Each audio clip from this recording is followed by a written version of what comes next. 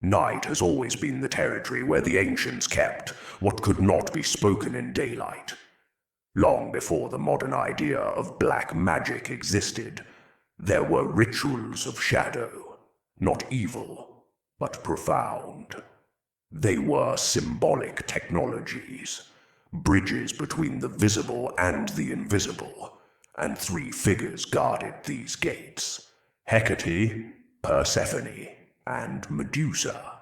The Greeks called them chthonic deities, beings of the underworld, of the unseen, of what grows in darkness. They were not feared, they were revered.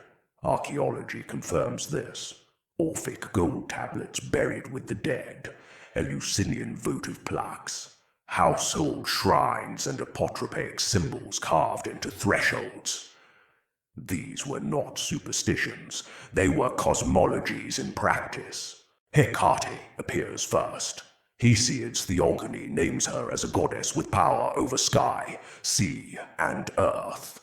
But in the Greek magical Papyri, especially PGM-4, her role becomes unmistakable. Hekate of the crossroads, holder of the keys, she who stands at the threshold. The Hermetic texts speak often of liminality, of the in-between where transformation occurs. Hekate is that liminality embodied. The ancients left Hekatea at crossroads. Bread, fish, eggs, small figurines, not to beg, but to acknowledge the moment when identity splits. The crossroads was a metaphysical diagram, past behind, future ahead, shadow on one side, possibility on the other. Hekate illuminated what the conscious mind refused to see. Then comes Persephone. Her myth is preserved in the Homeric hymn to Demeter, but her ritual significance is encoded in the Eleusinian Mysteries. For nearly 2,000 years, initiates descended into darkness, reenacting Persephone's journey. The Hermetic principle, as above, so below, echoes here. The descent into the earth mirrors the descent into the self. The pomegranate she eats is not a symbol of captivity. It is a covenant, a pact with the underworld.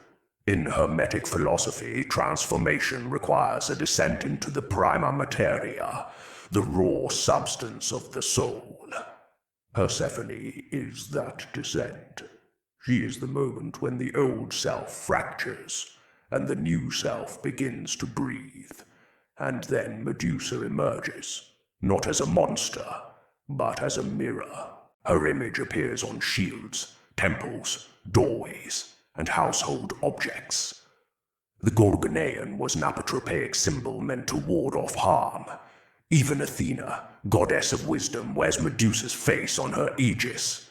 In magical texts, the gaze is a powerful motif. What you look at transforms you, and what you refuse to look at controls you. Medusa petrifies not to destroy, but to defend. Psychologically, she represents the part of you that hardened to survive, the anger you froze, the shame you buried, the defense that became stone. Medusa does not attack. She reveals. She forces you to confront what you have avoided. Hekate opens the path. Persephone guides the descent. Medusa protects the process. This is the chthonic triad of transformation. In Hermetic terms, it is the cycle of solve et coagula. Dissolve what no longer serves and solidify what must remain. The ancients understood that shadow is not an enemy. It is raw material. Their rituals were performed in night, in earth, in silence, not to summon external forces, but to reorganize internal chaos. The Hermetic texts speak of the inner temple, the place where the divine and the human meet. The chthonic rituals were not about controlling the world. They were about entering that inner temple. Theurgy, the sacred magic of the Neoplatonists, taught that descent precedes ascent. One must go down to rise. One must confront the shadow to reveal the light. Persephone's journey is the blueprint of this process. If you want to feel this in your body, perform a simple gesture. Place a candle at a threshold in your home, a door, a window, a hallway. Not as invocation, but as acknowledgement of liminality.